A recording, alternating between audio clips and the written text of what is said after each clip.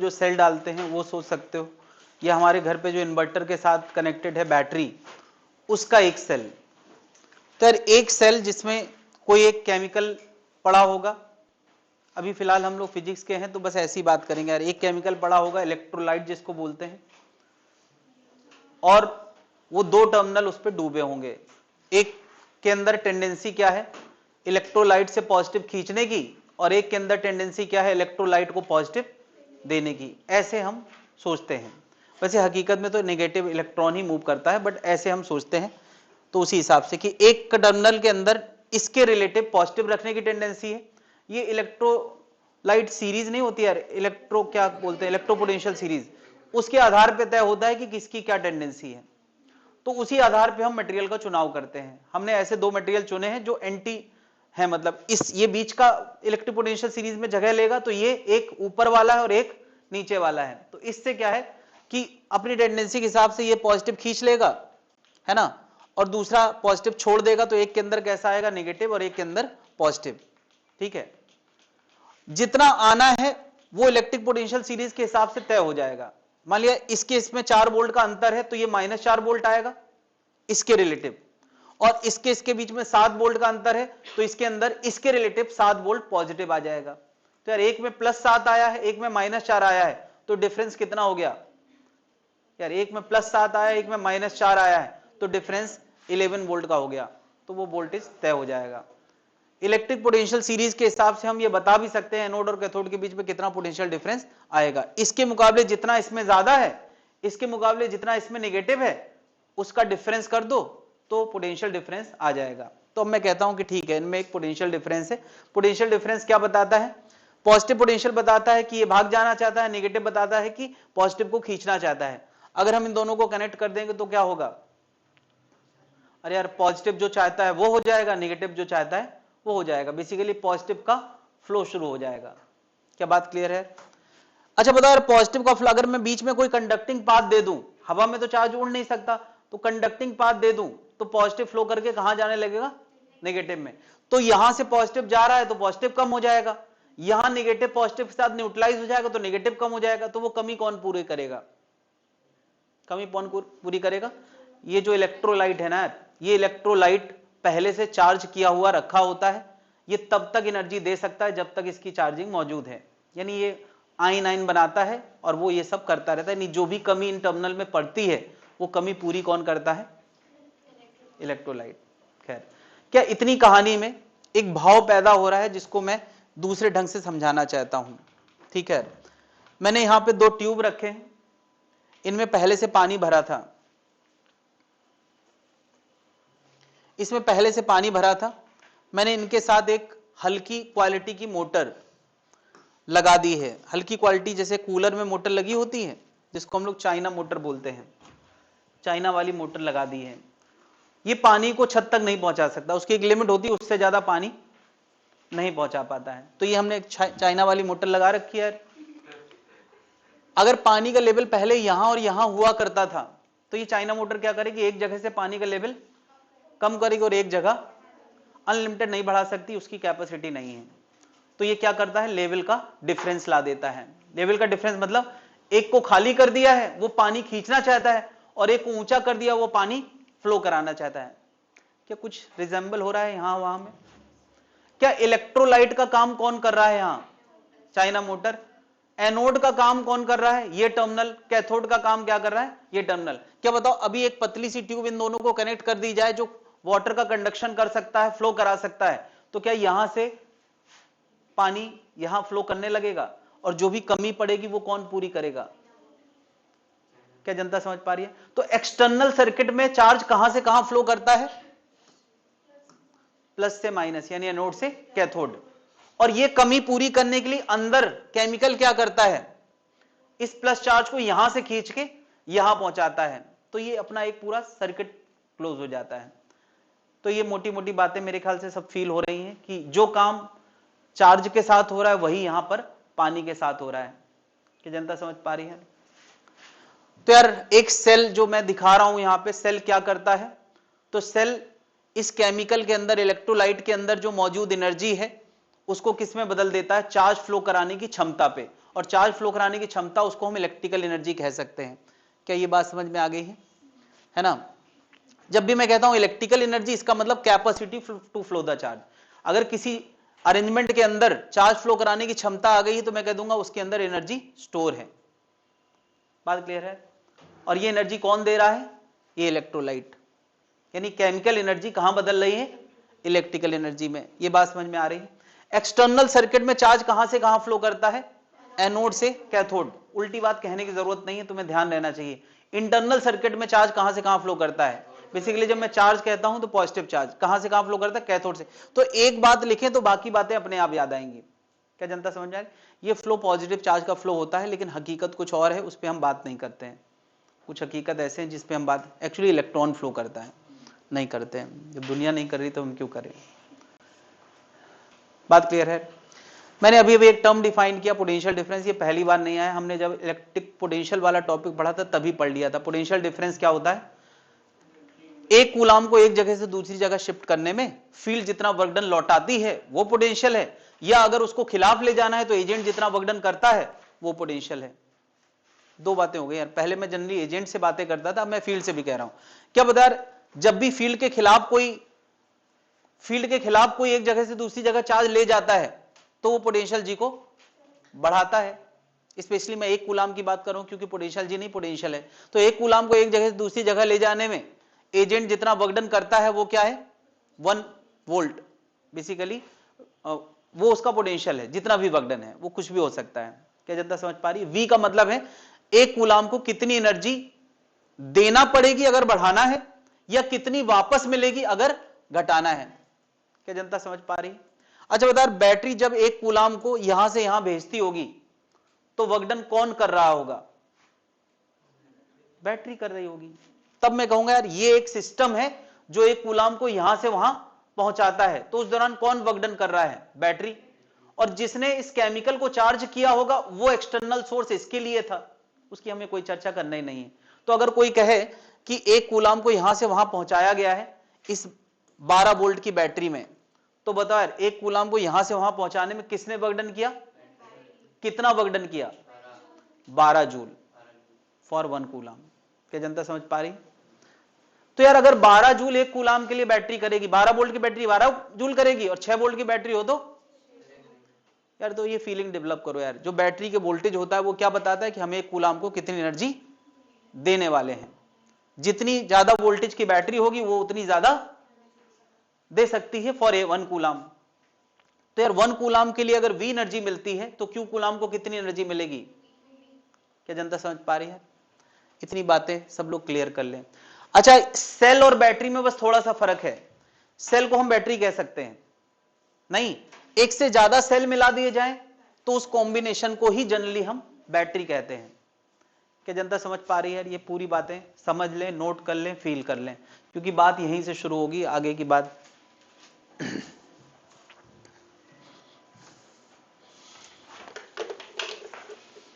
Start कर दिया था।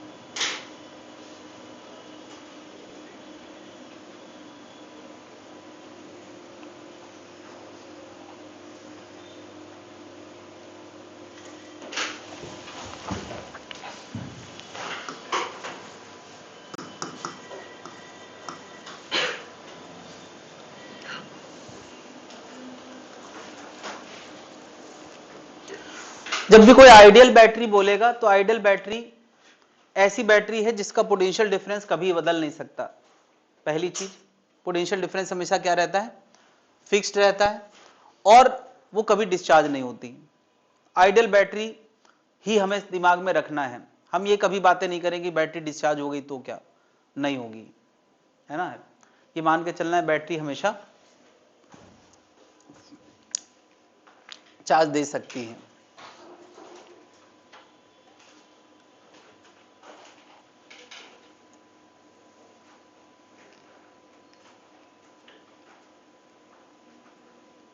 उन्होंने पढ़ा है पहले कैपेसिटर,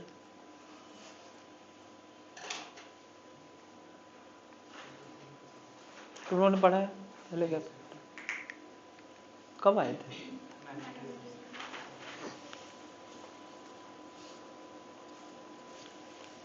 मैग्नेटिज्म कहाँ से?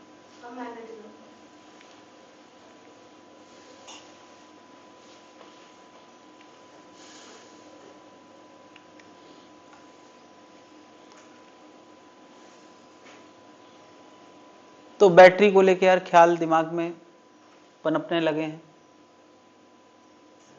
अगला पेज पलटें। अगला नाम आने वाला है कैपेसिटर। ये बैटरी थी और अब हम किसकी बात करने वाले हैं? कैपेसिटर की। तो कैपेसिटर क्या है? तो यार कैपेसिटर कंडक्टर से मिलके बना हुआ एक अरेंजमेंट है।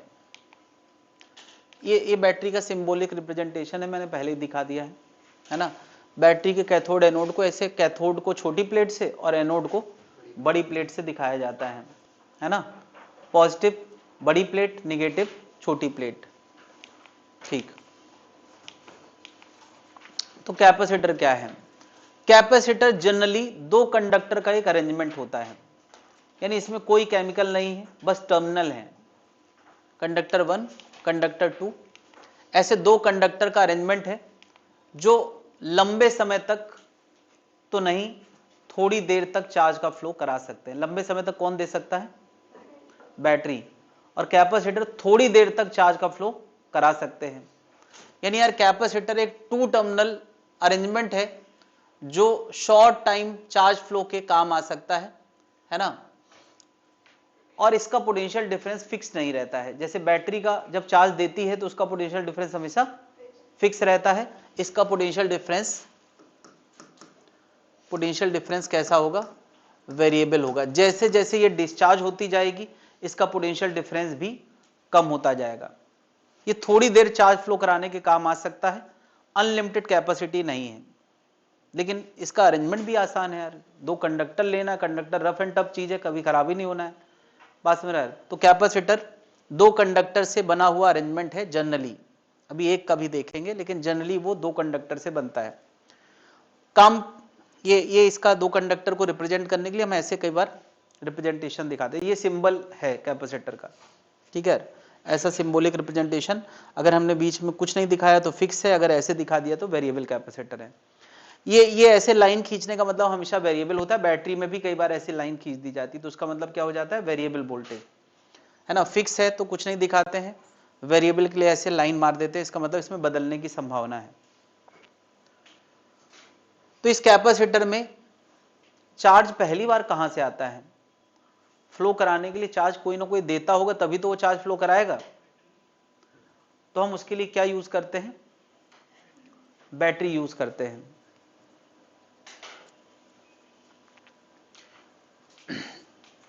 मैंने सोचा यार बैटरी के पॉजिटिव को कंडक्टर 1 से जोड़ दिया है तो क्या जो पॉजिटिव पोटेंशियल इसका होगा वो इसको मिल जाएगा। जैसे मैंने अभी थोड़ी देर पहले दिखाया था कि 7 वोल्ट इसका है तो इसको 7 मिल जाएगा। अगर इसका -5 वोल्ट है दूसरे टर्मिनल का तो इसको क्या मिल जाएगा? -5। अगर इनके बीच में 12 था तो इसके बीच में भी क्या आ जाएगा? 12 वोल्ट। क्या जनता समझ पा रही है? यानी जो पोटेंशियल डिफरेंस बैटरी का है वही हमने किस में क्रिएट कर दिया? कंडक्टर में। अब क्रिएट कैसे हुआ यार? इसने पॉजिटिव को पुश किया, इसकी फील्ड ने इधर से पॉजिटिव को पुश किया। देखो अगर यहां पॉजिटिव आएगा तो पॉजिटिव का रिपल्शन इस कंडक्टर से नेगेटिव पॉजिटिव को पुश करेगा, तो यहां से पॉजिटिव जाएगा, यहां इकट्ठा होगा, यहां से पॉजिटिव को धक्का मिलेगा तो वो पॉजिटिव वापस कहां चला जाएगा? नेगेटिव में। तो देखो यार इस कंडक्टर का फील्ड वाइज इंटरेक्शन है आपस में, यानी यहां पॉजिटिव जाना और यहां लौट के आना ये साइमल्टेनियसली चलता है। अगर मैं इस तार को कट कर दूं तो ना ये भेजेगा ना ये लौटेगा। ये साइमल्टेनियस प्रोसेस है यार। बैटरी कभी ये नहीं कर सकती यार कि एक तरफ भेज दे और एक तरफ वेट करे कि तार जब जोड़ेगा तो खींच लेंगे, नहीं, ये सब साइमल्टेनियसली चलता है। यहां थोड़ा सा पॉजिटिव गया, उसने थोड़े पॉजिटिव को धक्का करके यहां पहुंचा दिया, फिर थोड़ा और पॉजिटिव गया तो उसने पहुंचा दिया। अगर मैं तार को काट दूं तो ना ये भेजेगा ना ये लौट के आएगा। चलो तो सोचो कि ये कंडक्टर चार्ज हो गए हैं, इसमें क्या आ गया प्लस, इसमें आ गया माइनस। तो क्या अब हम बैटरी का कनेक्शन हटा दें तो ये थोड़ी देर चार्ज फ्लो करा सकता है। क्या करना होगा, इसको अगर हम कोई कंडक्टिंग पाथ, सोचो एक बल्ब लगा दे इसके रास्ते पे कंडक्टिंग वायर के जरिए, तो क्या ये थोड़ी देर तक करंट फ्लो करेगा जब तक इसके चार्ज है, और थोड़ी देर बाद ये पॉजिटिव इस नेगेटिव के साथ पूरी तरह से न्यूट्रलाइज होकर ये भी जीरो हो जाएगा और ये भी जीरो हो जाएगा। तो थोड़ी देर चार्ज फ्लो करेगा कि नहीं। क्या ये बल्ब बराबर तेज जलता रहेगा लगातार, नहीं, शुरू में ज्यादा तेज रोशनी होगी और बाद में धीरे धीरे डिम हो जाएगी, और ये काम होने में कुछ मिली सेकेंड लगता है, ज्यादा समय नहीं यार। क्या जनता समझ पा रही है? तो कैपेसिटर और बैटरी में केवल इस बात का अंतर है कि बैटरी के पास परमानेंट सप्लाई का जुगाड़ है, चाइना मोटर वाला, इसके पास परमानेंट सप्लाई का कोई जुगाड़ नहीं है, इसको खाली होना पड़ेगा। क्या जनता समझ पा रही है? फीलिंग डेवलप करने के लिए मैंने यहां भी इसका एक मॉडल बनाने की कोशिश की है, वही वाटर मॉडल, ताकि तुम्हारे अंदर इस कंडक्टर को लेकर थोड़ी सी फीलिंग तो आए। दो ऐसी ट्यूब जिनके पास अपनी कोई चाइना मोटर, वही कैपेसिटर है। दो ऐसी ट्यूब जिसके पास अपनी कोई चाइना मोटर, इनके अंदर कुछ पानी का लेवल था, यानी कुछ पोटेंशियल ऑलरेडी था, बट जो भी था सब में सेम था। अब हमने जब बैटरी से इसका कनेक्शन किया तो बैटरी ने क्या किया, देखो यार, ये बैटरी थी अपनी, बैटरी में दो टर्मिनल थे, चाइना मोटर थी, तो बैटरी ने क्या किया, जब हमने यार इससे हाई से कनेक्शन किया तो अपने बराबर इसको पोटेंशियल दे दिया, हाई बराबर, इससे कनेक्शन किया तो जितना इसका था उतना इसका हो गया। चलो कनेक्शन यहां से दिखा दे। तो हुआ क्या कि बैटरी का अगर इसका 7 वोल्ट का वोल्टेज था तो इसने 7 वोल्ट के बराबर ऊंचाई कर दी, इसका -5 वोल्ट था तो इसने -5। क्या जो डिफरेंस बैटरी के बीच में था वही डिफरेंस इन दोनों ट्यूब के बीच में आ गया कि नहीं यार? जो बैटरी के टर्मिनल में पोटेंशियल डिफरेंस था वही पोटेंशियल डिफरेंस इन ट्यूब में आ गया कि नहीं?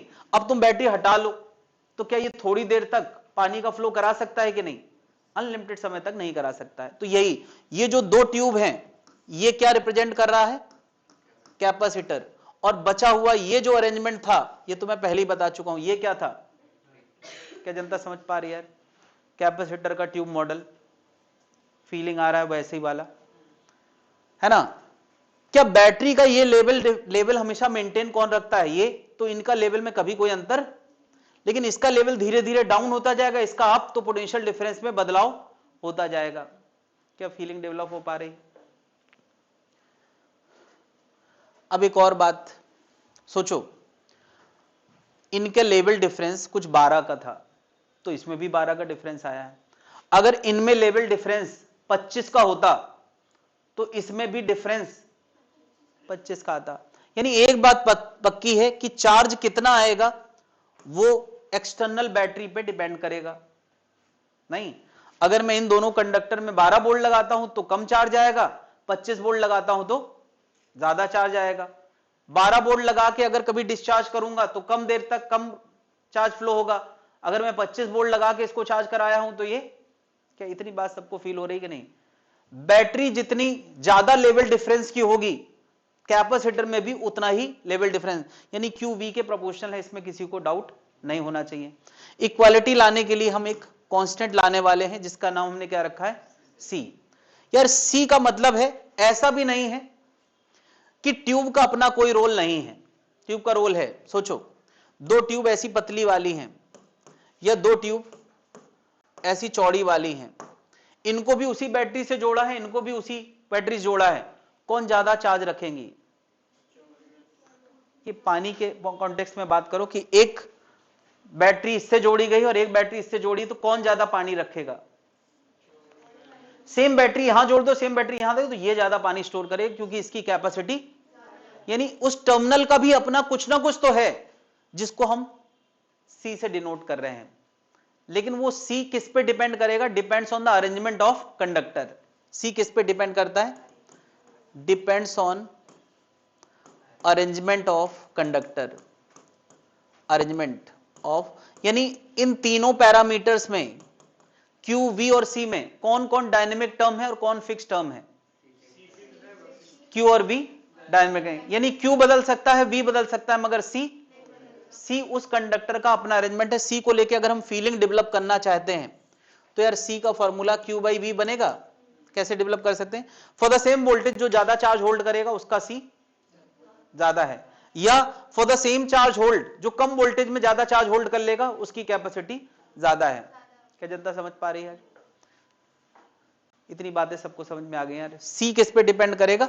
सी कोई डायनेमिक टर्म नहीं है, सी उस कंडक्टर का अपना अरेंजमेंट है, कंडक्टर की अपनी ज्योमेट्री पे डिपेंड करेगा। वो कंडक्टर किस चीज के आई मीन शेप उनका क्या है, कितनी दूर रखे हैं, उन सब चीजों पे डिपेंड करेगा। नहीं यार, सी किस पे डिपेंड करेगा? अरेंजमेंट ऑफ कंडक्टर्स, उनका साइज, शेप, डिस्टेंस, इन सब बातों पे डिपेंड करेगा। वही बातें हम लोगों को करना है। सी को हम लोग क्या बोलते हैं?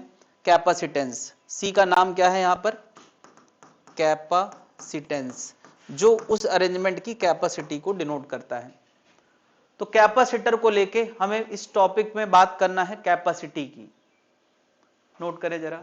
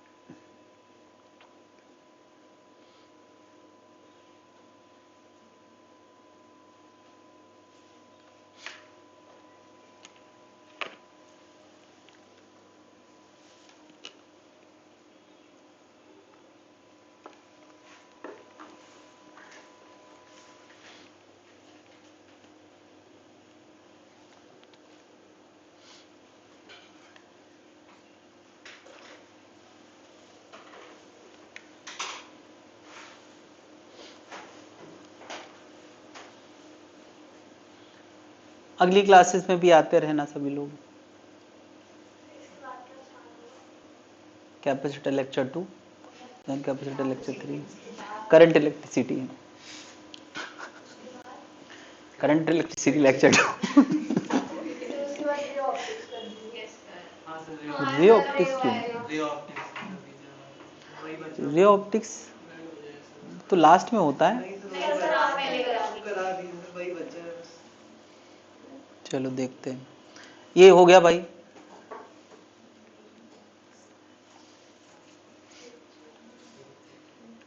मुझे ऐसा क्यों लग रहा है रे ऑप्टिक्स में पढ़ा चुका हूँ तुम ही लोगों को।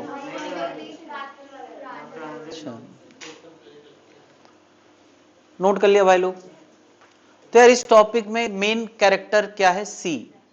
हम लोग सी कैपेसिटेंस को लेके बात करने वाले हैं। किसी अरेंजमेंट के लिए सी निकालना, तो भी यार सी लाने के स्टेप्स हमारे दिमाग में पहले तो आना चाहिए। मैं सी के फॉर्मूले कुछ डेराइव करके दिखा रहा हूं इसलिए क्योंकि बहुत छोटे छोटे स्टेप्स हैं इसके डेरिवेशन। बड़े स्टेप होते तो मैं वैसे ही स्किप कर देता। कुछ खास तरह के अरेंजमेंट पे हम लोग बात करने वाले हैं और सी के फॉर्मूले डेराइव करने वाले हैं। छोटे स्टेप है इसलिए डेरिवेशन स्टेप तुम्हें याद रखने में मदद करेंगे। और अगर किसी को सीधे रटना आता है तो अच्छी बात है यार। इतने तरह के कैपेसिटर आने वाले हैं, इतने फॉर्मूले सबको रटना है। इन केस कभी कोई सीधे सीधे पूछ लिया जाए तो सीधे ही सीधे पूछा जाएगा। यहां तक का डिस्कशन बिल्कुल सीधे सीधे पूछा जाता है। रटा है तो भी काम चल जाएगा, कोई मेथड नहीं आता तो भी चलेगा। ये वाला तो हर तरह से आना चाहिए, मतलब रटे हुआ भी, मैथ उसका कारण भी, एक्सप्लेनेशन भी, सारी बातें। क्या बात क्लियर है भाई? तो सबसे पहले हम बात करने वाले हैं दो conductor, spherical conductor large separation पे है। दो स्फेरिकल कंडक्टर लार्ज सेपरेशन पे है और हम बैटरी से लगा के उनको चार्ज करेंगे, फिर बैटरी हटा लेंगे। खैर, तो यार बैटरी से इनको चार्ज किया है, बैटरी हटा ली गई है, ठीक है। सी का फॉर्मूला है Q बाई वी, लेकिन हमें पता है Q और V दोनों डायनेमिक टर्म है, सी का लेना देना Q और V से नहीं होता है, क्योंकि Q और V आपस में रिलेटेड है। सी का लेना देना किससे होता है? स्ट्रक्चर, अरेंजमेंट, दूरी, इन सब बातों से। तो इसका मतलब हमें यार किसी तरह से Q और V को एक दूसरे से खत्म करना है। टारगेट क्या है? Q और V को किसी तरह से एक दूसरे से खत्म करना है। अब V का मतलब क्या होता है? V का मतलब होता है इधर का और इधर का, इधर का V1 है, इधर का V2 है, तो V का मतलब है V1 माइनस, ये भी सबको पता है, V का मतलब क्या है? V1 minus V2। क्लियर है? सब कुछ पहले से प्लान्ड है। अब चूंकि ये स्फीयर है, इसमें प्लस क्यू आया, इसमें माइनस क्यू आया, तो क्या तुम बता सकते हो यार कि V1 कितना होगा और V2 कितना होगा? अरे ये तो हमें बहुत अच्छे से आता है यार, जनता बता यार, V1 कितना होगा? अरे बता यार, इस स्फीयर का पोटेंशियल कितना होगा? प्लस के क्यू बाई आर, नहीं? और दूसरे वाले का माइनस के क्यू बाई आर, नहीं? तो क्या ये माइनस माइनस क्या हो गया? प्लस हो गया, नहीं? हो गया यार। अब हम क्या करेंगे? R1 R2 एलसीएम ले लेंगे तो ऊपर चला जाएगा और नीचे क्या आएगा? क्या इतने से स्टेप हैं, अगर भूल जाएं तो रिकवरी प्लान बहुत छोटा सा है। अरे भाई, क्या हम V1 V2 कभी भूल सकते हैं क्या? यार इसका V1 KQ बाई R1 होगा, क्या इसका V2 minus KQ by R2 होगा, ये कभी भूल सकते हैं क्या? और ये नहीं भूल सकते हैं तो इतना रिकवर करने में क्या दिक्कत है? नोट करना चाहेंगे?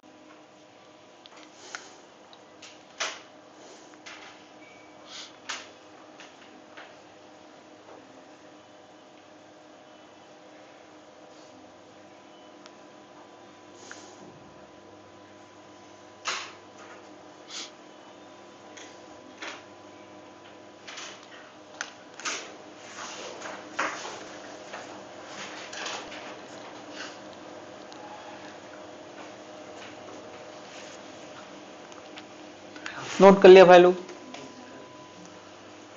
तो मैंने यार अभी दोनों स्फीयर बहुत लार्ज सेपरेशन पे रखे थे, अगर इनके बीच का सेपरेशन लार्ज ना होके फाइनाइट हो, डी दूरी हो, सेंटर टू सेंटर डी दूरी हो, तो डिस्कशन में क्या फर्क पड़ जाएगा?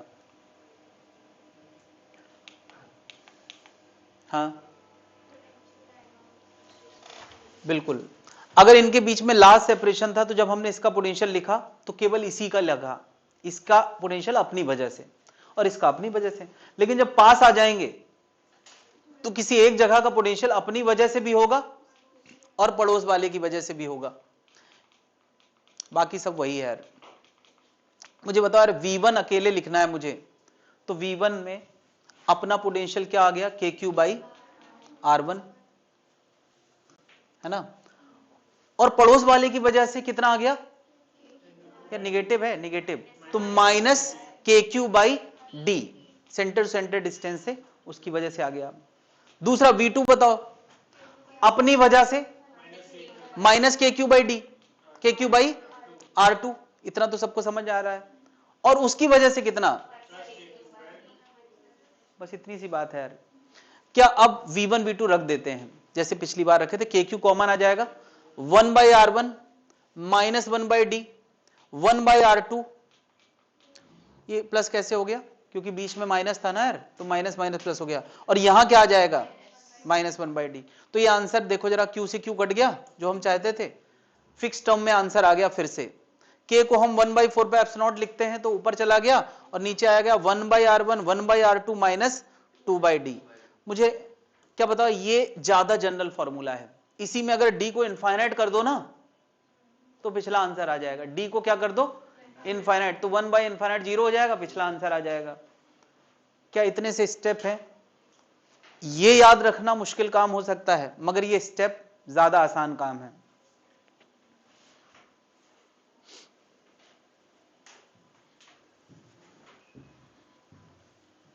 मगर याद हो जाए तो अच्छा है यार, टेस्ट से पहले, एग्जाम से पहले ये याद ही हो जाए तो अच्छा है यार। ये फॉर्मूला याद है ना, और ये फॉर्मूला दोनों आंसर एक्सप्लेनेशन देता है। डी इनफाइनाइट रख दो तो पिछला आ जाएगा, एक दूसरे से टिका लो, अगर पिछला याद है तो ये भी याद आ जाएगा।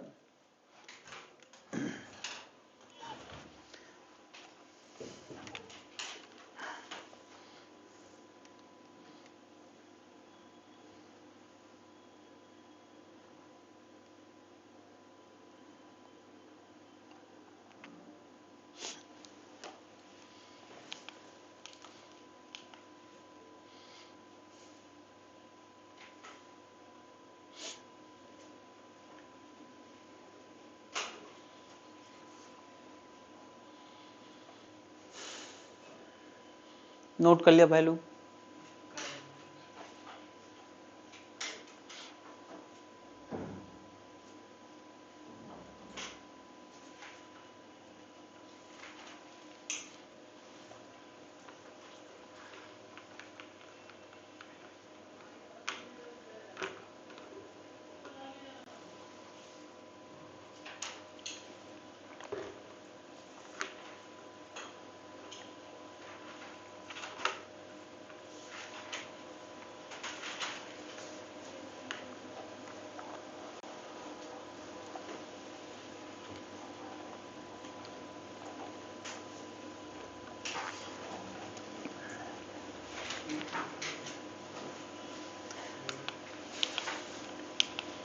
नोट कर लिया भाई?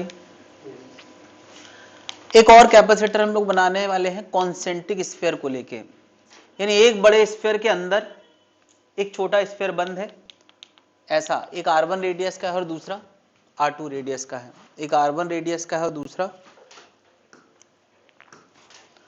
ये R1 ये R2। अंदर का स्फीयर के ऊपर का बाहर वाला स्फीयर कवर्ड है, एक दूसरे से टच में नहीं है। इनके बीच में अगर कोई बैटरी कनेक्ट करेगा तो एक को पॉजिटिव चला जाएगा और दूसरे को नेगेटिव चला जाएगा, फिर बैटरी हटा देते हैं। इसका C निकालना है तो C के स्टेप हर बार वही है, Q by V1 minus V2 करना है। तो यार अब हमें दो चीजें सोचना है यार, इसका V1 क्या होगा और इसका V2 क्या होगा। नहीं क्या ये करना हम लोगों ने सीखा है यार, कॉन्सेंट्रिक का V1 V2 लिखना। एक में प्लस Q है और एक में माइनस Q है, हमें V1 V2 लिखना है। अच्छा यार V1 लिखेंगे उसमें भी दो टर्म आएंगे अपनी वजह से, और V2 लिखेंगे उसमें भी दो टर्म आएंगे। मैं चाहता हूं यार तुम लोग लिखो अपनी पुरानी नॉलेज के आधार पे। कॉन्सेंट्रिक का V लिखना हमने सीखा यार पहले, और V1 V2 आ जाएगा तो उठा के रख देना है, इस जगह पे रख देना है, तो हमारा C आ जाएगा। V1 क्या आएगा V2 क्या आएगा, बस ये लिखना है।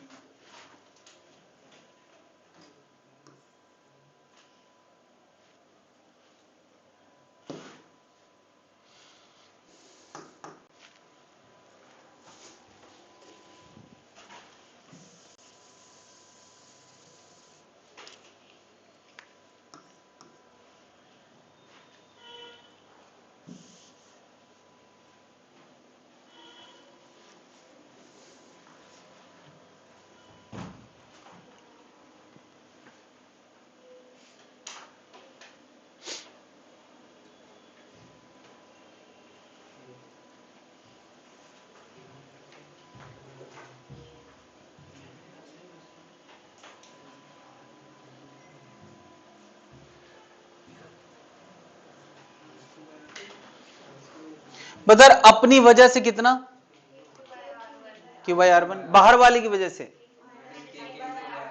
माइनस Q बाई, क्योंकि बाहर वाला जो अपने आप को देता है वही है ना, बड़ा वाला भेदभाव नहीं करता है। भेदभाव कौन करता है, ऐसा हो जनरली होता है, ऐसा कोई नियम नहीं है, मतलब कोई छोटा वाला है तो बुरा ना माने।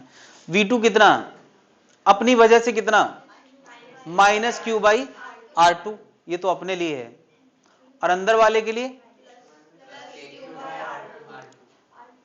अंदर वाले की वजह से यहां पर, सॉरी अंदर वाले की वजह से यहां पर प्लस K बाई R2। ये अपने लिए R1 रखता है, दूसरे के लिए क्लियर है? अच्छा तो ये तो जीरो ही हो गया यार, तो बस एक ही रह गया यार V1, V2 तो जीरो ही हो गया, तो बस V1 उठा के रखो, आंसर लाओ।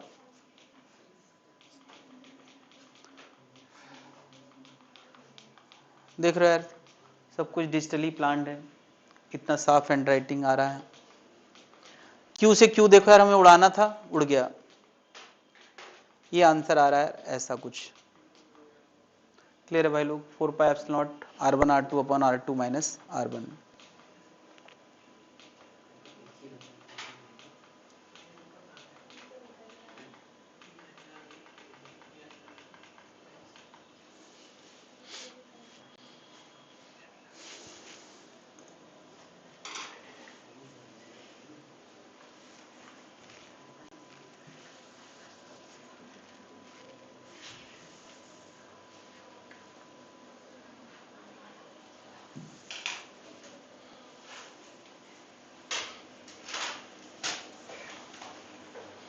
नोटेड।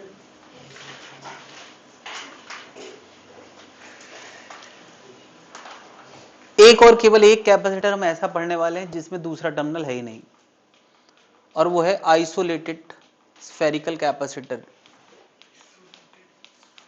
ये दूसरा टर्मिनल कहाँ है? तो दूसरा टर्मिनल हमेशा हमारे पास मौजूद है और वो है अर्थ। ठीक है, तो इसको बैटरी के पॉजिटिव टर्मिनल से जोड़ा गया और अर्थ को बैटरी के नेगेटिव टर्मिनल से जोड़ा है। नहीं, अर्थ इसी के इंटरेक्शन में है, जब इसमें पॉजिटिव जाएगा तो अर्थ के जरिए यहां पॉजिटिव वापस आएगा, बैटरी अपना काम करके खत्म। क्या अर्थ से कुछ चार्ज निकल जाने से अर्थ पे फर्क पड़ेगा? नहीं, उसका पोटेंशियल जीरो है, जीरो रहेगा, लेकिन उसके पोटेंशियल पे फर्क पड़ेगा। कितना आ गया यार? स्फीयर का पोटेंशियल तो सबसे आसान होता है, क्या होता है? के क्यू बाई आर। तो हो गया यार, सी बराबर Q by V1 minus V2 होता है। तो यार V1 कितना? के क्यू बाई आर, V2 कितना? जीरो, क्यू से क्यू कटा, ये आंसर कितना आ गया यार? यार के 1/4 पाई एप्सिलॉन तो ऊपर चला जाएगा, 4 पाई एप्सिलॉन आर हो गया यार, 4 पाई एप्सिलॉन आर ही सी हो गया। एप्सिलॉन इधर लिखते, आर इधर लिखते तो बढ़िया रहता। ये सबसे आसान है यार, कभी भूल जाए तो इतने से स्टेप हैं, याद आ जाएगा।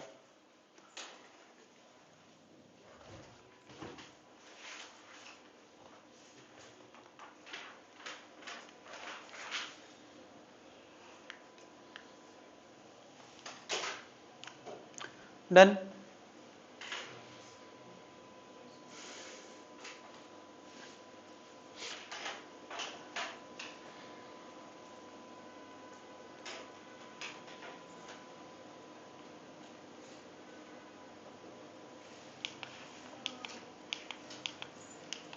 नोट कर लिया भाई लोग?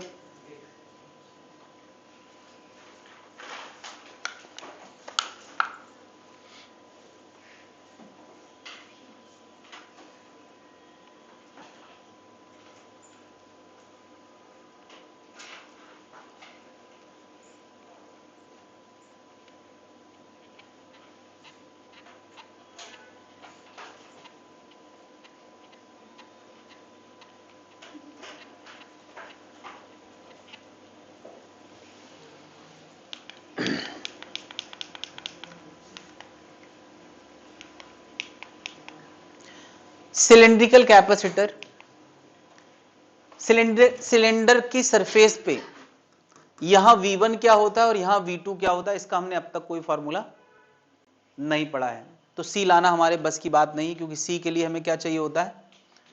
V1 माइनस V2, और V1 ना हमें V1 पता है ना हमें V2 पता है, तो फिर यार इनके बीच का वोल्टेज डिफरेंस कैसे आए? तो यार voltage difference, basically voltage difference कैसे लाया करते थे हम लोगों ने यार? पहली बार पोटेंशियल डिफरेंस हमने कैसे देखा था? वर्क डन बाय एजेंट या वर्क डन बाय फील्ड से। नहीं, और हमें फिलहाल तो मैग्नीट्यूड ही चाहिए, साइन आइन का कोई चक्कर ही नहीं, हम हर जगह पॉजिटिव ही लिख रहे हैं। तो V1 माइनस V2 का डिफरेंस, अच्छा पहले तो बता, सिलेंडर के बीच में इलेक्ट्रिक फील्ड कांस्टेंट होती है वेरिएबल? वेरिएबल। अगर कांस्टेंट फील्ड होती तो हम voltage difference E into D से लगा देते, वेरिएबल होती है तो वो काम किससे होगा? खैर सब कुछ करने के बाद जो सी का आंसर आता है, मैं आंसर लिखने वाला हूं। सी का आंसर आता है 2 pi epsilon L upon ln R2 by R1। That's it. Electric field is variable. अच्छा, किसी को इलेक्ट्रिक फील्ड का फॉर्मूला पता हो तो खैर ये अंदर वाला रॉड फील्ड देगा, बाहर वाला नहीं देगा। हम लोगों ने गॉस लॉ पढ़ा था तो समझा था ट्यूब अपने अंदर फील्ड नहीं देता, बाहर देता है, तो केवल अंदर वाले चार्ज की वजह से फील्ड होगी। एक लाइन चार्ज की फील्ड का फॉर्मूला बाहर हमने पता है क्या पढ़ा है, 2k लैम्डा बाई आर, किसी को अगर याद हो तो। कभी कभी यही पूछा जाता है कि सिलेंड्रिकल कैपेसिटर के अंदर फील्ड किस तरह से वेरी करती है, तो वो दूरी का फंक्शन होती है, ई किसके 1/r के प्रोपोर्शन होती है। उसी की मदद से ये इंटीग्रेशन करके आंसर आता है, हमें इंटीग्रेशन करने की जरूरत नहीं, सीधे आंसर याद रहेगा। इसी का इंटीग्रेशन R1 से R2 तक कर दिया जाता है तो ये आंसर आ जाता है, याद रहेगा भाई। हाँ, 2 pi epsilon L divide by ln R2 by R1। कभी अगर सिलेंड्रिकल कैपेसिटर, अच्छा इसमें भी तो डेरिवेशन सीधे लिखा है यार, ठीक है बढ़िया।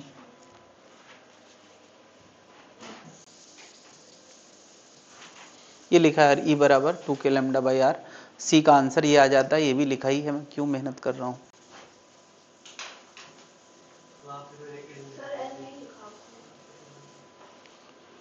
एल लिखना पड़ेगा यार,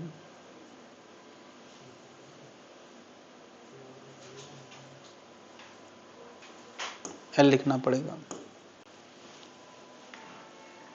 इसमें लिखा है नहीं। इसमें भी नहीं लिखा है। क्यू बाई एल लिखेंगे तो एल तो आएगा ही यार, एल आएगा, सही कर ले।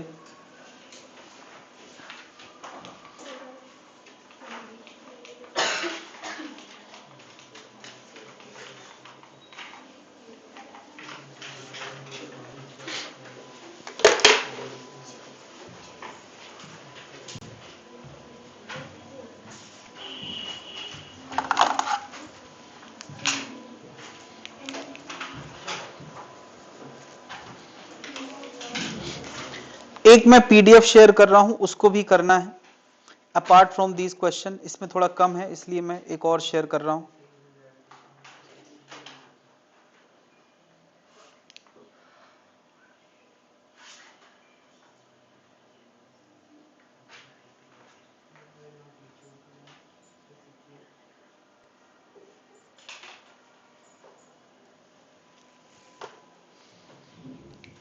कल टेस्ट है, सबको पता है।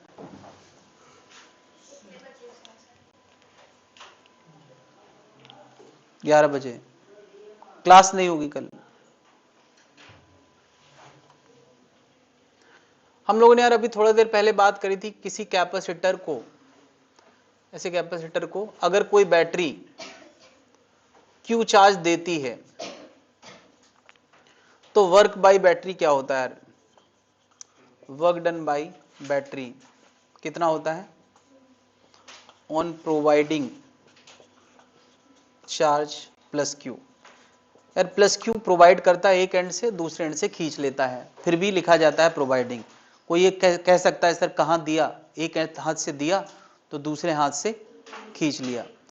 तो यहां चार्ज देने से मतलब हमारा क्या है कि यार इसको इस काबिल बनाया कि नहीं कि चार्ज फ्लो करा सके, तो वो कितना फ्लोएबल चार्ज है वही हम दिखाते हैं। क्या इसने प्लस क्यू ना दिया होता तो इसमें प्लस क्यू और इसमें माइनस क्यू ना आता, तो वो फ्लो करने लायक स्थिति ना बनती। तो भले यार एक हाथ देता है दूसरे हाथ से लेता है, लेकिन इसके अंदर क्यू फ्लो कराने की क्षमता आ गई कि नहीं, तो हम इसीलिए उसको क्यू दिखाते हैं कि इसने क्यू दिया। कभी कभी ये ख्याल, ये सवाल लोगों के मन में आता ही आता है कि कहां दिया सर, इधर से दिया उधर से ले लिया, तो दिया क्यों दिया भाई, क्योंकि ये प्लस क्यू और ये माइनस क्यू इसके अंदर आया, तो अब ये क्यू फ्लो करा सकता है कि नहीं। और ऐसे कोई कहते कैपेसिटर में सर कहां चार्ज स्टोर है, एक में प्लस क्यू माइनस क्यू है तो जीरो ही, हाँ ये भी कह सकता है कोई, तो है नहीं स्टोर। अगर ये प्लस क्यू माइनस क्यू ना होता तो चार्ज फ्लो कराने की क्षमता डेवलप, तो हम इस सेंस से सोचते हैं कि इसके अंदर प्लस क्यू फ्लो कराने की क्षमता आ गई है। क्या जनता समझ पा रही है? टॉपिक का पर्पस, अच्छा अभी पता है मेरे दिमाग में क्या आ रहा था, रिमोट कहाँ है, आगे बढ़ाएं। ये होता है, आदमी टेक्नोलॉजी के भरोसे हो जाता है, फिर ध्यान आया यार मुझे ही आगे बढ़ाना है, यहां तो कोई डिजिटल प्लान है नहीं। अच्छा उल्टा भी कभी हो सकता है, ऐसा हो सकता है कि बैटरी पे हमने एक पहले से चार्ज कैपेसिटर जोड़ दिया और वो कैपेसिटर ज्यादा हाई वोल्टेज से चार्ज कराया गया था, तो ऑलरेडी ज्यादा चार्ज लेके बैठा था और हमने उससे कनेक्ट कर दिया, तो वो उल्टा काम करेगा, बैटरी को चार्ज करा देगा। यानी यार वो क्या करेगा, जिस पॉजिटिव से चार्ज निकला करता था उसको चार्ज खिला देगा और जिस नेगेटिव पे वापस आता था उससे निकाल लेगा। ऐसा भी कभी हो सकता है। तो यार इसको बोलते हैं, ये बैटरी की चार्जिंग है ना। ये डिस्चार्जिंग मोड था और ये नेचुरल मोड है यार, बैटरी से हम यही उम्मीद करते हैं कि वो डिस्चार्ज हो। चार्जिंग मोड में अगर कोई पूछे चार्जिंग मोड में वर्क डन बाय बैटरी, बताओ क्या होगा? हाँ, तो पहली बात तो यार इसमें बैटरी ने क्या वर्क डन किया है, ऊपर वाले ने किया है, नहीं, माइनस क्यूबी लिखेंगे। तो यहां रिवर्स है तो इसको क्या कहेंगे, minus q v. Work done external source ने किया है, उसका वर्क डन कैसा बोला जाएगा, नेगेटिव। क्या इतनी बात क्लियर है?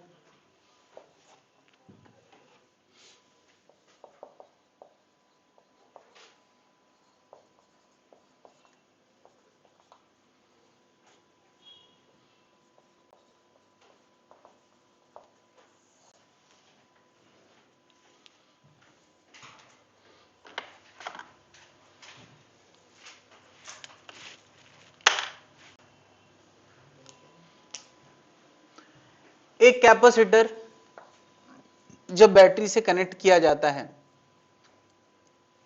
तो उसको चार्ज होने में पहले वो जीरो चार्ज पे होता है, देन वो कुछ प्लस क्यू माइनस क्यू पे आता है, देन वो फुल चार्ज पे आता है। इसका मतलब जीरो चार्ज से फुल चार्ज होना एक प्रोसेस है। क्या किसी कैपेसिटर की जब चार्जिंग होती है तो उसका पोटेंशियल डिफरेंस फिक्स होता है ड्यूरिंग चार्जिंग।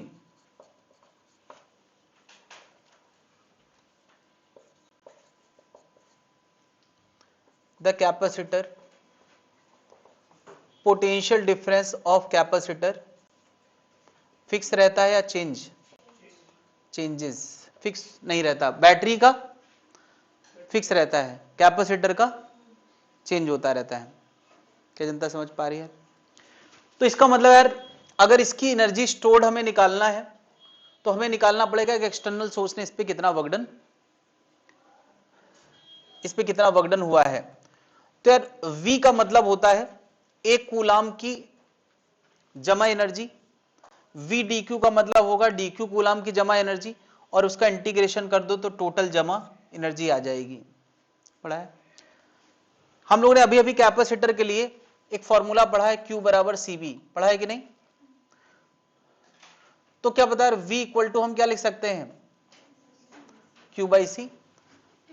Q अगर जनरल है तो V भी, मतलब जैसे जैसे Q बदलेगा वैसे वैसे, तो मैंने ड्यूरिंग द प्रोसेस वाला Q लिख दिया है, ड्यूरिंग द प्रोसेस वाला Q लिख दिया है, और वो कितना है KQ by sorry V equal to क्या होता है Q बाई सी। क्या C फिक्स टर्म है या वेरिएबल टर्म है? यार C फिक्स टर्म है, तो अरेंजमेंट पे डिपेंड करता है। तो 1 बाई सी बाहर, Q डी क्यू का इंटीग्रेशन जीरो से Q तक, तो ये सॉल्व होके आता है हाफ Q स्क्वायर बाई सी। तो यार energy stored in the capacitor कितना आ गया, हाफ Q स्क्वायर बाई। पता है जब ये फुल चार्ज हो गया तब भी हम Q बराबर CV लगा सकते हैं, तब का V सबसे ज्यादा वाला होगा, और जब ये हाफ चार्ज है तब भी हम Q बराबर CV लगा सकते हैं, लेकिन तब का वोल्टेज जनरल वाला होगा। अब मैं यहां फुल चार्ज के बाद वाला फॉर्मूला लगा रहा हूं, C को मैं क्या लिख सकता हूं, C को लिख सकता हूं Q बाई, पता है ये रिजल्ट क्या आ गया, हाफ QB।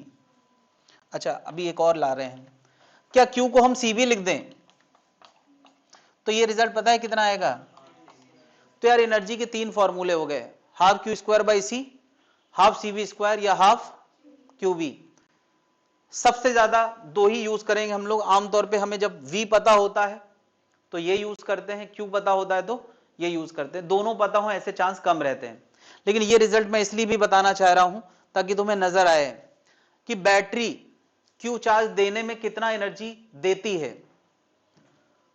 एक मिनट, ये मैंने लिखा नहीं था क्या, वर्क डन बाय बैटरी क्या होता है, plus QV।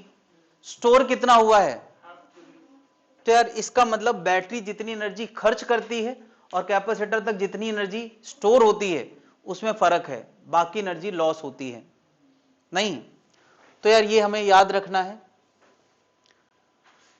Half of the energy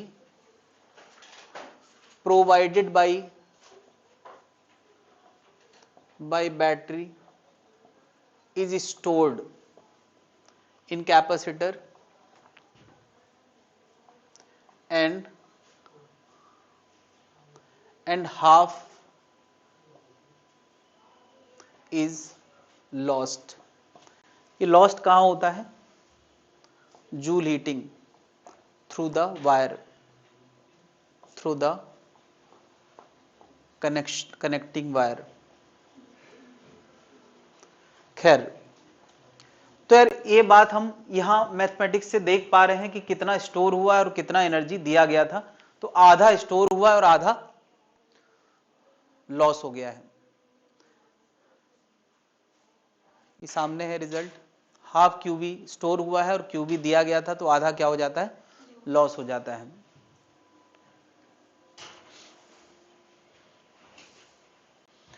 U के हमारे पास तीन फॉर्मूले हो गए हैं स्टोर्ड एनर्जी के, half CV square, half Q square by C या हाफ QV। जब जहां जरूरत पड़े तब वहां यूज कर सकते हैं, डेरिवेशन का कोई और ज्यादा मकसद नहीं है, रिजल्ट ही हमारे काम के हैं।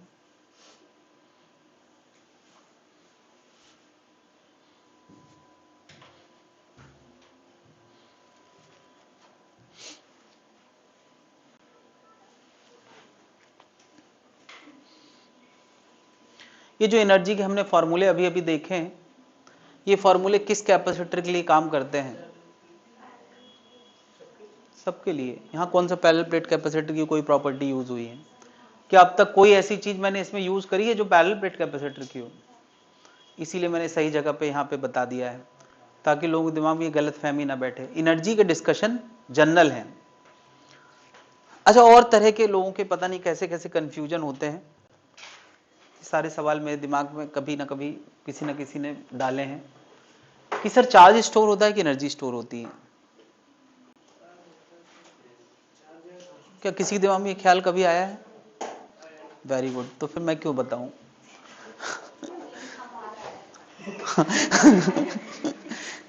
तो क्या स्टोर होता है, चार्ज या एनर्जी? दिख तो चार्ज रहा है, यानी चार्ज वो चीज है जो स्टोर हुई है। एनर्जी हमेशा क्षमता का नाम होता है। क्या इस चार्ज के अंदर फ्लो करने की क्षमता आई है कि नहीं, उस क्षमता का नाम एनर्जी है। एनर्जी कोई चीज थोड़ी होती है यार, है ना। कई बार सुना होगा यार आज बड़ा एनर्जेटिक लग रहे हो, तो मतलब क्या, उसका कुछ अलग चेहरा नजर आ रहा है, मतलब उसकी बॉडी लैंग्वेज ऐसी लग रही है जैसे बहुत ज्यादा एनर्जेटिक मूवमेंट है उसके या कुछ ऐसा। वो कोई चीज थोड़ी यार, एनर्जी स्टेट है। तो मैं कह रहा हूं कि यार एक कैपेसिटर ज्यादा चार्ज खा के बैठा है, एक कम खा के बैठा है, इसका मतलब जो ज्यादा खा के बैठा है उसके अंदर स्टोर फ्लो कराने की क्षमता भी ज्यादा है। तो चार्ज चीज है जिससे रिफ्लेक्ट होता है कि उसकी एनर्जी कम है या ज्यादा है। क्या ऐसे समझ सकता है? एनर्जी क्षमता का नाम है, फ्लो कराने की क्षमता। अभी यही चार्ज जब न्यूट्रलाइज हो जाता है तो चार्ज खत्म हो जाता है और क्षमता भी खत्म हो जाती है फ्लो कराने की क्षमता का नाम एनर्जी है। और फ्लो क्या होता है, चार्ज वो चीज है जो फ्लो होती है। ठीक है भाई, तो ये सब ख्याल के जवाब मिलना चाहिए यार, कभी कभी ऐसे आ जाते हैं, परेशान करते रहते हैं। हम लोगों ने यार इतने कैपेसिटर पढ़े, अभी तक पैरेलल प्लेट कैपेसिटर नहीं आया। और सबसे ज्यादा अगर क्वेश्चन किसी पे पूछे जाते हैं तो वो किस पे पूछे जाते हैं? पैरेलल प्लेट कैपेसिटर, क्योंकि मुझे एनर्जी का डिस्कशन पहले करना था। एनर्जी का जो डिस्कशन अभी हुआ है ये बहुत जनरल है, हर कैपेसिटर के लिए एनर्जी के फॉर्मूले लगा सकते हैं, हर कैपेसिटर का सी अपना अपना होता है। और अब मैं बात करने वाला हूं पैरेलल प्लेट कैपेसिटर। ऐसी दो प्लेटें किसी भी शेप की बहुत पास पास रख दी जाएं, इनके बीच में यार ये जो दूरी है ना यार, ये दूरी ये बहुत स्मॉल होना चाहिए, बस ये शर्त है यार। इनके बीच का जो डी है ना यार, D very small. Very small का मतलब ये कुछ माइक्रोमीटर मिलीमीटर के ऑर्डर का, इतनी पास पास प्लेटें रखी हैं। और जब प्लेटें पास पास होती हैं तो फिर प्लेट के जो बिहेवियर है वो लार्ज प्लेट वाला हो जाता है, क्योंकि अगल बगल का मामला है और थोड़ी बहुत दूर के लिए फील्ड का फॉर्मूला प्लेट वाला बहुत आसान होता है। क्या तुम्हें यार प्लेट के फील्ड का फॉर्मूला याद है यार? भूल गए होगे। खैर, ये पैरेलल प्लेट कैपेसिटर है। रिप्रेजेंट तो हमें किसी भी प्लेट को ऐसे ही करना है, चाहे कोई भी कैपेसिटर ऐसे ही करते हैं, नहीं, एक प्लेट ये, एक प्लेट ये। और क्या एक प्लेट में प्लस क्यू चार्ज है और एक प्लेट में माइनस क्यू चार्ज है? अच्छा, ये चार्ज अंदर वाली सरफेसेस में रहता है या थोड़ा बहुत बाहर भी रहता है? ये हमने गॉस लॉ में रूल बनाया था कि चार्ज हमेशा अंदर ही रहता है। ऐसे सोचा एक दूसरे को पकड़ के रखता है, को बाहर जाने नहीं देता, और बराबर ही रखता है, जितना प्लस है उतना माइनस सामने रखेगा। वरना पता है अगर थोड़ा भी बाहर चला गया तो यहां फील्ड आने लगेगी, नियम टूट जाएगा। तो ये अंदर ही रहता है।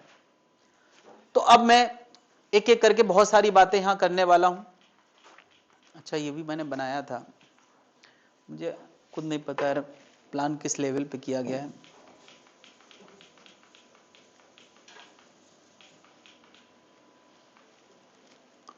ये यार हाँ, तो सी हम लोग हर बार कैसे निकाल रहे थे? सी बराबर क्या होता था? Q by V. तो वी लाने के लिए हमें क्या चाहिए? पोटेंशियल डिफरेंस इस प्लेट और इस प्लेट के बीच का। अब वोल्टेज डिफरेंस कैसे लाए? हमने तो प्लेट के पोटेंशियल का कोई फॉर्मूला अभी तक पढ़ा ही नहीं है, तो अब V1 माइनस V2 कैसे लाएं? बिल्कुल अच्छी बात यह कि यहां की इलेक्ट्रिक फील्ड कैसी रहती है? कांस्टेंट। तो क्या लगा देंगे? E into D. क्या लगा देंगे? E into D. ठीक है, तो मुझे बताएं E कितना? जरा अब E के बारे में सोच लेते हैं, ये काम भी हम पहले कर चुके हैं। क्या इधर के अंदर के किसी पॉइंट पे इस प्लस क्यू की वजह से एक E होगा और इस माइनस क्यू की वजह से एक E होगा? तो वो E नेट पता है कितना आएगा? 2E। और एक E एक लेयर की वजह से सिग्मा बाई 2 एप्सिलॉन। और सिग्मा को हम क्या लिख सकते हैं? Q by A। नहीं लिख सकते? तो इलेक्ट्रिक फील्ड कितना आ गया? सब तो प्लान कर रखा है यार मैंने।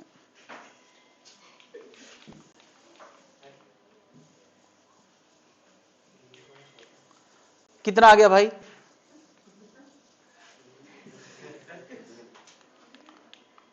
ओके, ये भी प्लान था। सिग्मा बाई एप्सिलॉन, और सिग्मा को हम क्या लिख सकते हैं? Q by A। ठीक है, तो अब ये E की जगह हम रख देते हैं भाई, क्या रख दिया है? Q by A epsilon. तो Q से Q कट गया, C का आंसर कितना आ गया? C का आंसर आ गया A एप्सिलॉन बाई D। तो यार हमने यार कुछ बातें कर दी हैं यार। एक तो कैपेसिटेंस ला दिया है, दूसरा मैंने क्या ला दिया है? पोटेंशियल डिफरेंस ला दिया है, पोटेंशियल डिफरेंस ला दिया है। तीसरा हमने क्या ला दिया है? Electric field intensity. यार ये भी क्वेश्चन अलग अलग भी पूछे जा सकते हैं यार। इलेक्ट्रिक फील्ड इंटेंसिटी क्या होता है? पोटेंशियल डिफरेंस क्या होता है? सिग्मा को Q बाई ए लिख देते हैं, और C क्या होता है? सारी बातें क्लियर है यार। Parallel plate capacitor. अच्छा यार, एरिया डिपेंड करता है, अगर रेक्टेंगुलर प्लेट है तो एरिया लंबाई गुणा चौड़ाई होगा, सर्कुलर प्लेट है तो एरिया क्या होगा? पाई आर स्क्वायर होगा, ट्रायंगुलर प्लेट है तो area half base into height होगा। तो ये क्वेश्चन पे बताया जाएगा कि शेप क्या है, या नहीं बताया जाएगा तो सीधे एरिया दिया जाएगा। शेप डजेंट मैटर, एरिया हमें पता हो तो बस। ये फॉर्मूला हमारे पास C का है, ये E का है, वो वोल्टेज डिफरेंस का है। क्लियर है भाई लोग? नोट करते जाएं।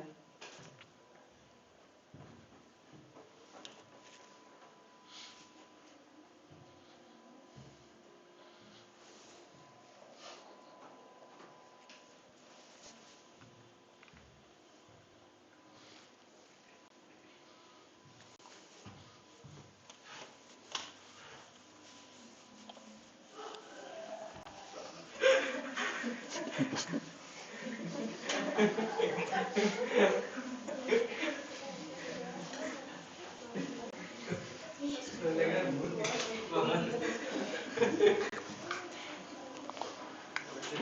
डिस्टरबेंस है।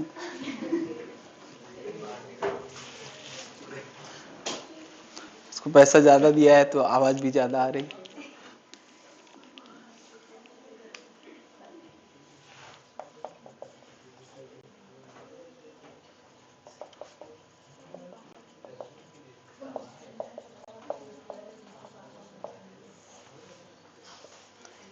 एक प्लेट पॉजिटिव चार्ज की है, एक प्लेट नेगेटिव चार्ज की है।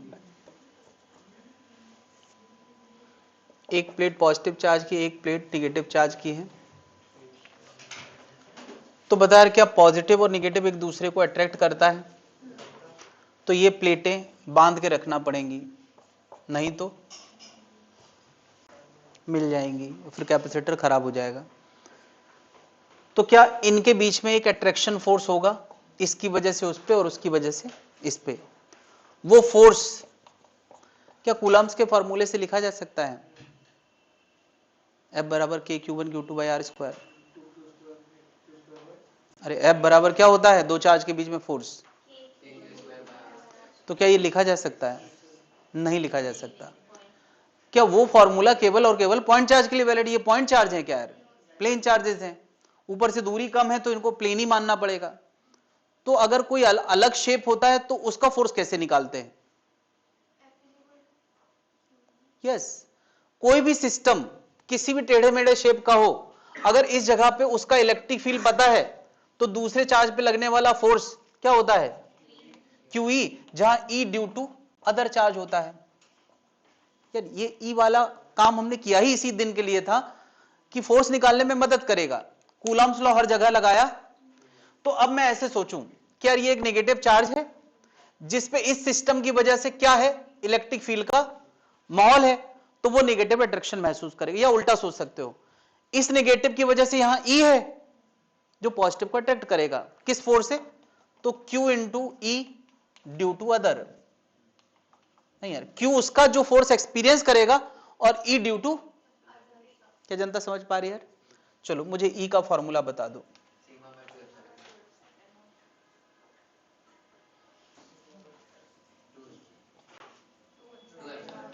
टू एप्सिलॉन या वन एप्सिलॉन?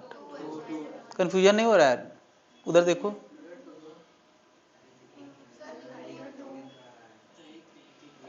क्या लिखना चाहिए? To epsilon. लॉजिक क्या है? वहां तो वन लिखा था।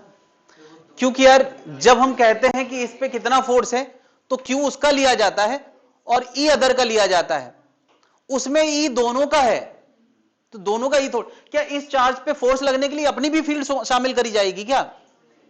लॉजिक समझ में आना चाहिए यार। ये अक्सर लोगों को कंफ्यूज करता है कि यार E वो वाला क्यों नहीं लिया, तो उसी का जवाब ये है।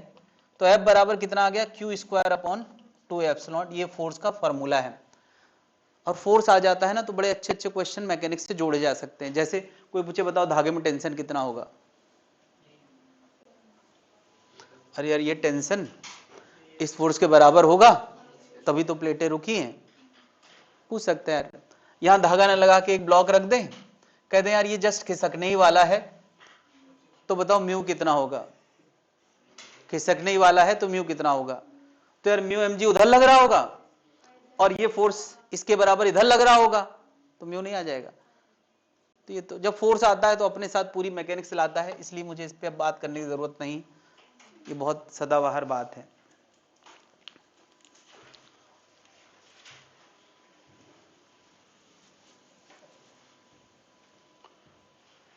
सदाबहार मतलब एवरग्रीन।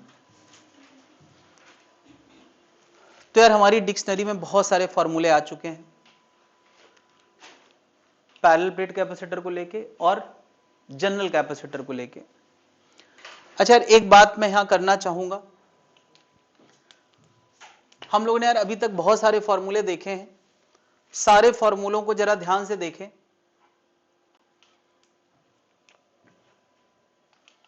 अरे आएगा तब ना देखोगे।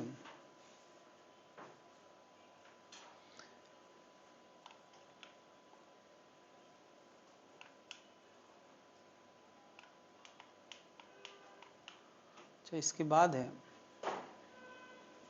ठीक।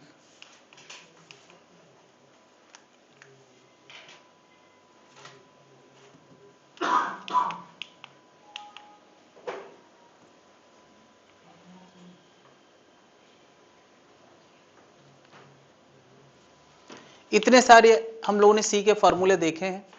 सबसे पहले हमने लार्ज सेपरेशन वाला, फिर फाइनाइट सेपरेशन वाला, फिर ये फिर ये फिर ये फिर ये देखा, ठीक है। इसके अलावा हम लोगों ने अभी पैरेलल प्लेट कैपेसिटर के लिए क्या देखा?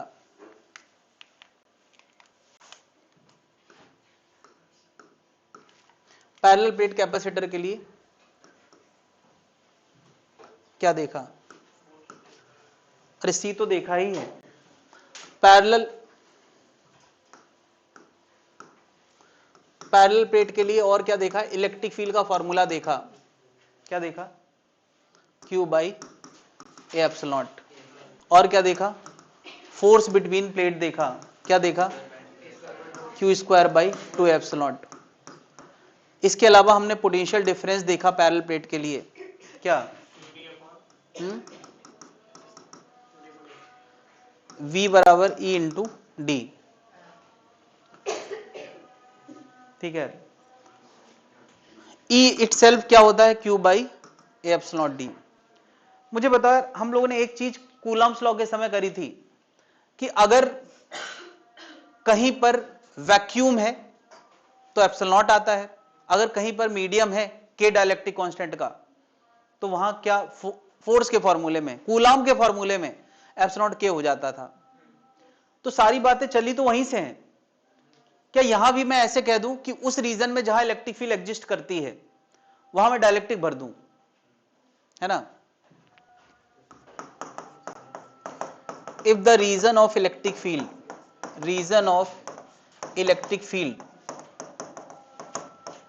is filled by some dielectric जानते हो यार क्या होता है? डाइलेक्ट्रिक एक इंसुलेटर है जिसका डाइलेक्ट्रिक कांस्टेंट के होता है, या हम लोगों ने एप्सिलॉन आर भी लिखा था कभी कभी। अगर उससे भर दिया जाए तो हर जगह जहां एप्सिलॉन आता था वो क्या बन जाएगा? के। तो यार कैपेसिटेंस में क्या फर्क पड़ेगा? कैपेसिटेंस के टाइम्स, तो कैपेसिटेंस क्या होगा? इंक्रीज के टाइम्स। यार ये इंक्रीज का सिंबल है, कैपेसिटेंस के टाइम्स बढ़ जाएगा सब जगह, हर फॉर्मूले में। ई के साथ क्या होगा? एफ के साथ क्या होगा? पोटेंशियल डिफरेंस गिवन चार्ज के लिए डिक्रीज कर जाएगा। ये बातें थोड़ा होल्ड पे लगाते हैं, अभी गारंटी नहीं है, इस पे कुछ कंडीशंस हैं, ठीक है। कैपेसिटेंस पक्के तौर पे के टाइम्स हो जाएगा, इसमें कोई डाउट नहीं है। ये बात कहीं एक जगह नोट कर लें, और अब हम लोग इस पे प्रैक्टिस करने वाले हैं जितने फॉर्मूले अब तक आए हैं।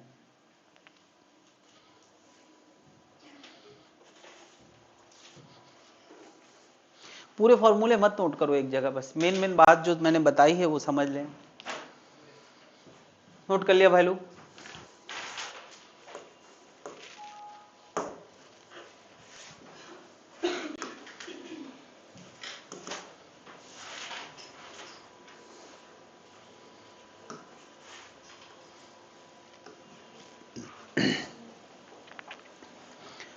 चलो, जनता बताया मुझे अभी अभी जो मैंने बताया है उसी के बेस पे।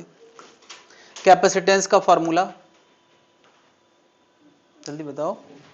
Epsilon A by, potential difference के दो फॉर्मूले हैं, ई इंटू डी, और ई रखने के बाद चार्ज क्यू। अच्छा, क्यू का फॉर्मूला सी भी होता है, ठीक है, सी का अलग से पता ही है। Electric field E equal to V by D होता है, और क्यू बाई एप्सिलॉन भी होता है। एनर्जी स्टोर्ड यू का फॉर्मूला और हाफ इत्यादि, इतने फॉर्मूले सबको पता होना चाहिए। अब मैं एक कैपेसिटर के अंदर दो तरह के बदलाव करने वाला हूं, एक तरह का बदलाव करने वाला, दो कंडीशन में। मैं इनके बीच का फासला डी से बढ़ा के कुछ डी प्राइम करने वाला हूं, प्लेटों के बीच का फासला डी से बढ़ा के यहां भी, मगर एक में बैटरी जोड़ के रखा है, एक में बैटरी हटा दिया है। अच्छा, बैटरी जोड़ के रखना किस बात की गारंटी है? बैटरी को जोड़ के रखना इस बात की गारंटी की चाहे जो हो जाए, जो बैटरी का पोटेंशियल डिफरेंस रहेगा वही कैपेसिटर का रहेगा। क्या मोदी गारंटी समझ में आ रही है? आई मीन बैटरी की गारंटी, पोटेंशियल डिफरेंस अगर V है तो इसका भी V रहेगा, और बैटरी हटा दी है तो फिर जितना है उतना ही रहेगा, और मिलने की उम्मीद ना रखें। बात समझ रहे यार? इसलिए यार रहना जरूरी है। बैटरी का रहना, तभी चार्ज ज्यादा मिलेगा, और अगर हटा दिया तो जितना है उतना ही रहेगा। तो इसमें क्या गारंटी है? इसमें भी किसी चीज की तो गारंटी है कि जितना है यानी चार्ज फिक्स रहेगा। क्या इसमें चार्ज बदल जाएगा? अभी बढ़ जाए घट जाए कोई नहीं जानता है। चार्ज बदल जाएगा, तो ऐसी कोई गारंटी मैं नहीं ले रहा हूं यार कि मोदी के रहने से बढ़ जाएगा। बढ़ भी सकता है, घट भी सकता है, एज पर द चेंजेस, है ना। किस तरह के हमारे मूवमेंट है उस हिसाब से होगा, है ना। पॉजिटिव मूवमेंट रहेगा तो बढ़ भी सकता है, नेगेटिव मूवमेंट तो, लेकिन यहां पर यह गारंटी है कि जितना है उतना ही रहेगा, क्योंकि यार ये सरकार रिस्क नहीं लेती, मोनोटोनस। चलो इधर आते हैं। तो यार वोल्टेज की गारंटी किसमें है? जब बैटरी कनेक्टेड है, मैं कह सकता हूं V इज फिक्स्ड। और चार्ज की गारंटी कहां है? जब बैटरी हटी है। बाकी चीजों में हमें नहीं पता क्या होगा, बढ़ेगा घटेगा, तुम्हें यह तय करना है बढ़ेगा या घटेगा। जो कुछ बचे जितने खाने, वो सब खाने फिल करना है, बढ़ेगा या घटेगा। नोट करें, बचे हुए खाने फिल करके दिखाएं।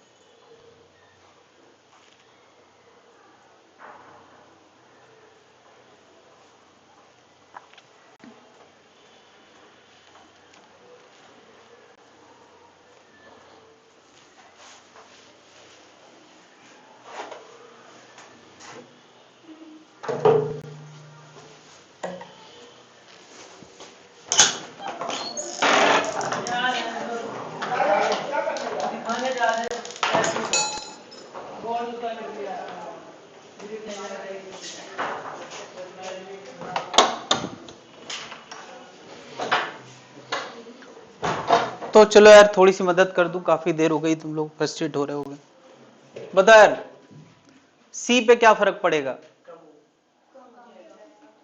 सी का formula epsilon not a by D है। डी मैंने क्या किया है? डी इज इंक्रीज, दोनों में डी बढ़ाया गया है, तो सी पे क्या फर्क पड़ेगा? कम हो जाएगा। ये भी डिक्रीज होगा, यहां भी। अरे सी का फॉर्मूला कोई अलग अलग थोड़ी है दोनों के लिए, सी तो एक ही है। कितने लोगों ने लिख लिया यार सी डिक्रीज करेगा? चलो अभी मौके हैं, बाद में ना कहना सर टाइम कब दिया।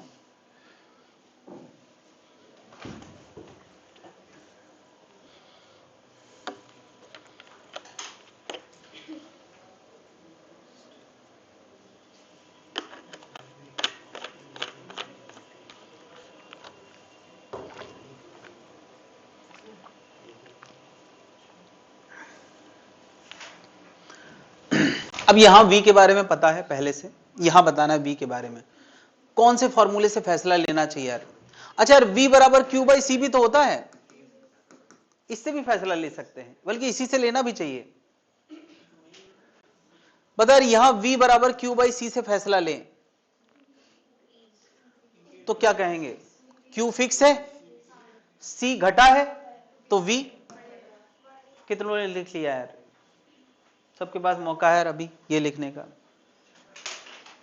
ये एक साथ यार 12 क्वेश्चन हम लोग करने वाले हैं, सॉरी 10। ये 10 क्वेश्चन है अलग अलग, अगर पूछने पे कोई अलग अलग पूछेगा तो बता यार Q पे क्या फर्क पड़ने वाला है? क्या Q बराबर CV होता है? तो C घटने वाला है, V वही रहने वाला है यार, V फिक्स है।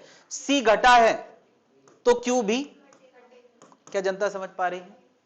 यहां क्या, यहां तो Q फिक्स रहेगा भाई। तुम कहोगे सर उसी फॉर्मूले से लगाएं तो क्या यहां पे वोल्टेज के बारे में कोई गारंटी है क्या?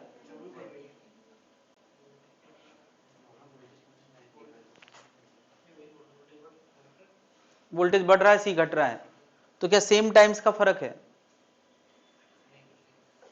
क्या Q फिक्स है, ये गारंटीड है। Q बराबर क्या होता है? CV।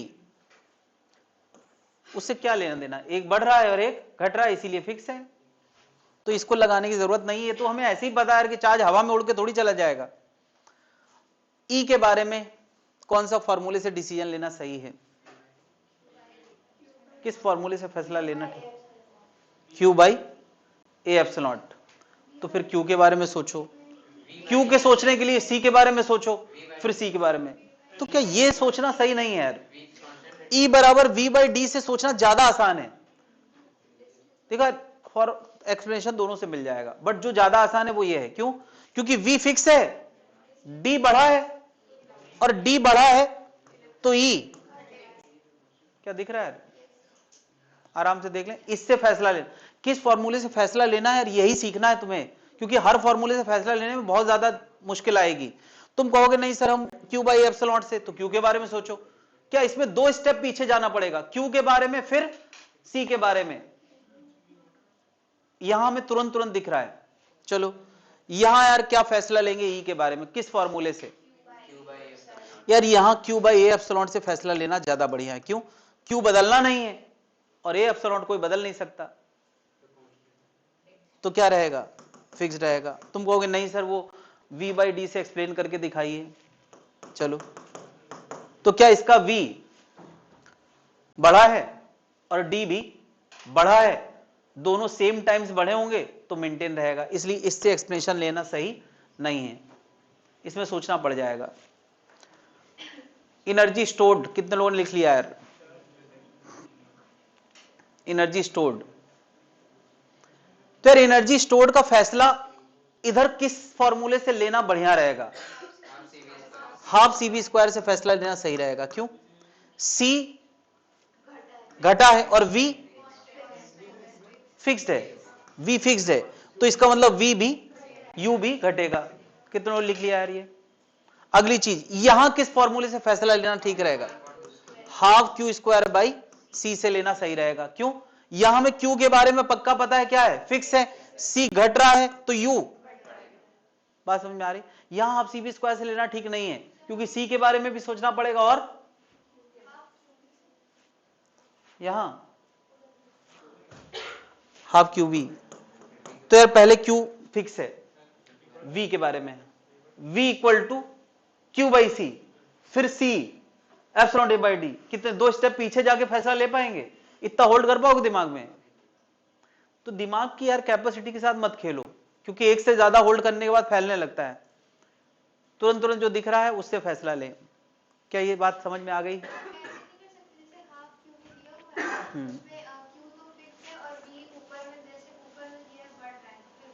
ये क्वेश्चन पूछा गया हो गारंटी है? और V सोचने के लिए हमें फिर किसको सोचना पड़ता है?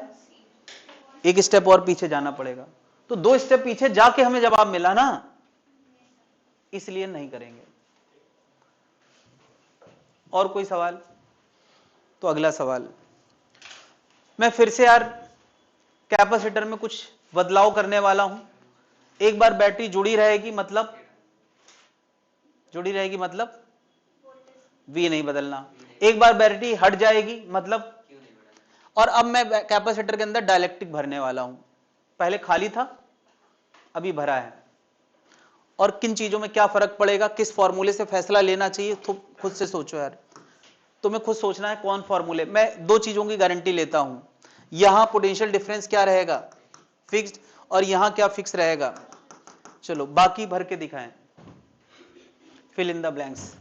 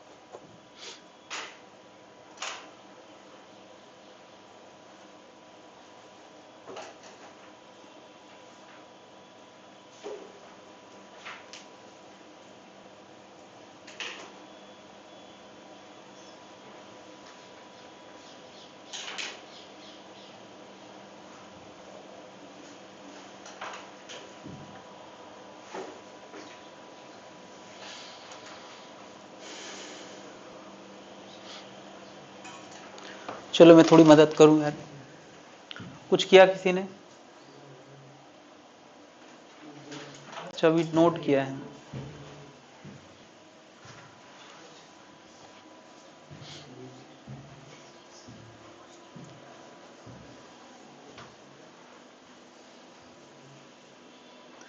सी के बारे में क्या कहोगे,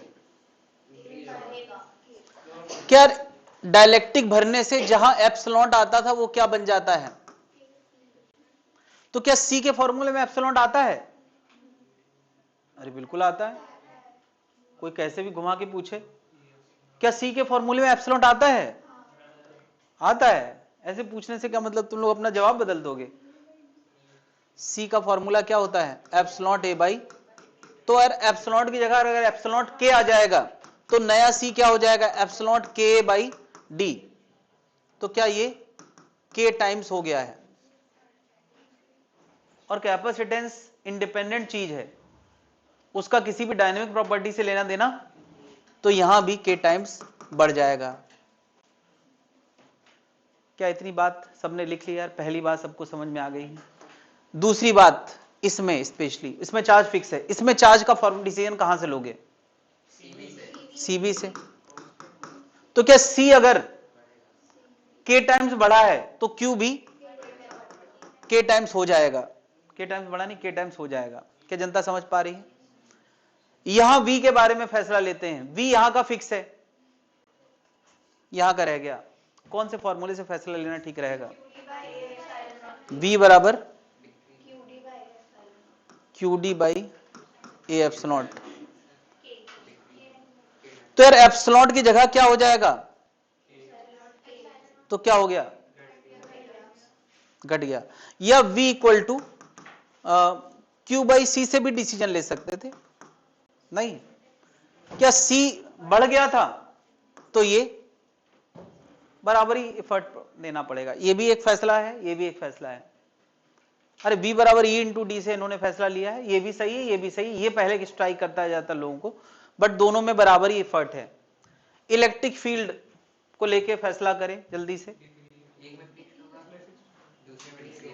यार, ई का फैसला किस फॉर्मूले से यहां जनता करना चाहेगी, ई बराबर क्यू बाई ए एप्सिलॉन, तो नया ई होगा नया क्यू, यार कुछ ज्यादा नहीं हो गया, क्यू के बारे में सोचना और यहां के टाइम्स होना है, इससे अच्छा पता है ई का फैसला किससे लो, v बाई डी से। मुझे बताओ v इसके बीच में बदला है क्या, दूरी, तो e भी, हेलो दे दिया, वो आ गया था बिग बात। हाँ भाई,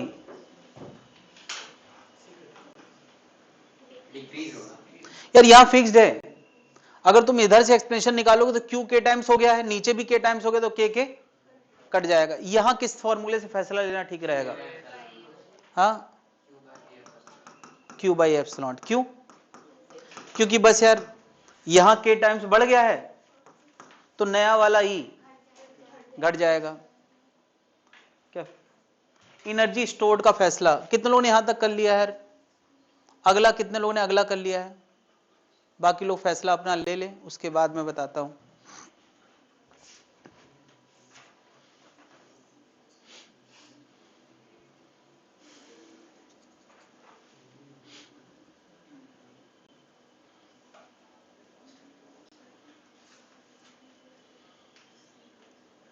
ले लिया है फैसला?